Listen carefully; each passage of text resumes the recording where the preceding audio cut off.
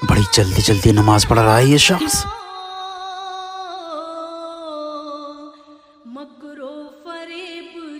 अस्तगफिरुल्लाह। क्या बात भैया, मैं नमाज पढ़ लिया हूँ और तुम ये देख कर अस्तगफिरुल्लाह कह रहा हो। आपको क्या लगता है कि अल्लाह को आपकी ये जल्दबाजी में पढ़ी हुई नमाज की जरूरत है? कितनी शर्म की बात है।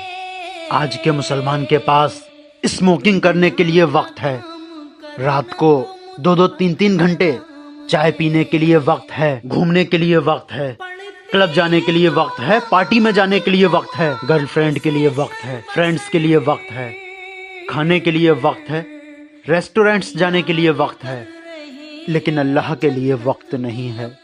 ये नमाज आप खुद के लिए पढ़ रहे हो, अपनी आखिरत सुधारने के लिए पढ़ रहे हो। क़यामत के दिन आपकी ये जल्दबाजी में पड़ी हुई नमाजें आपके मुंह पे मार दी जाएंगी।